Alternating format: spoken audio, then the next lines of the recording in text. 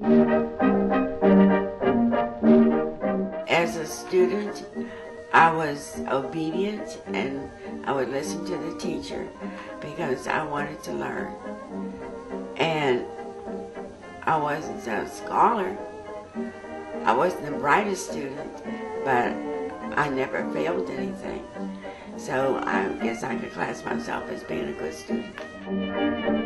When I went to grade school, my stepfather did not want me to go any further. He wanted me to get a job. And I just couldn't see myself because I always wanted to be educated. So when I went to Shawnee High School at 13, there is a classroom that you have after lunch. And they have a bulletin that is read in this, it's called a homeroom. And they read this bulletin, and the information in this bulletin, if it suits you, you take heed.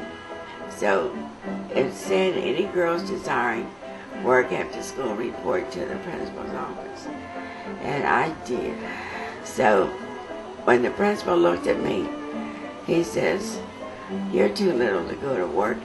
And he says, he was going to give me the information. And then he looked at me again, he says, "You know, if you didn't need it, you wouldn't be here." So he gave me the information to go and see about the job. Now, in those days, the winters were severe. You didn't see the ground from November until May because it was always snow and ice covered. So it was a job that I needed to go to in Squirrel Hill. And I walked out there, and the lady interviewed me, and she said that she had every other girls to interview, and for me to call in 3 days. So we didn't have a phone at that time, and I asked my mother to go across to the neighborhood store and call the lady after the 3 days. The lady said that she would be very happy to have me work for her because she liked my appearance better than the other girls that she interviewed. So that was a job after school, 4:30 to 7:30, Monday through Friday, and a half a day on Saturday. And she paid me $5 a week, plus $1.50 for a streetcar pass because we had streetcars then. And when I left that lady's house after being interviewed, I walked all the way home. That was about 7 or 8 miles in the bitter winter. So when I got into the house, the heat struck me and my hands and feet started aching. And my mother said, "Why didn't you ride the streetcar?" Because the lady gave me streetcar fare. I said, "Mama, I didn't know where that man was going to take me, and I was afraid to get on the streetcar." That job took me through high school.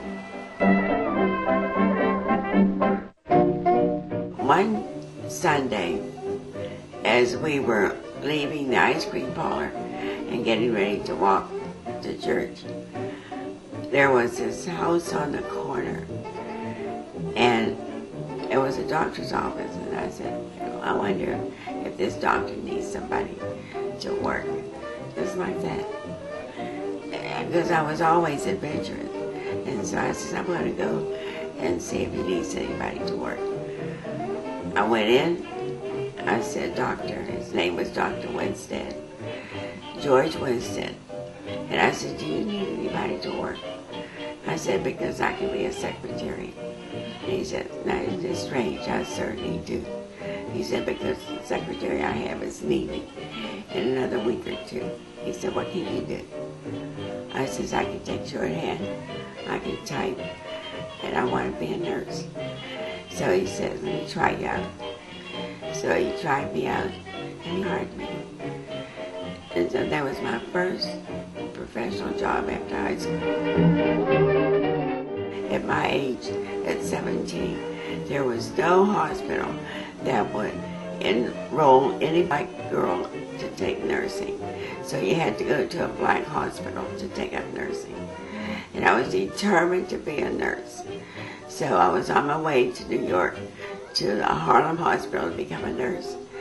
And I ended up in an automobile accident before we got there. And I had a fractured hip with my left the groin area. And I was in this hospital 4.5 months on my back with 40 pounds of weight on my legs so that it wouldn't get short. So that's how I got the fractured hip.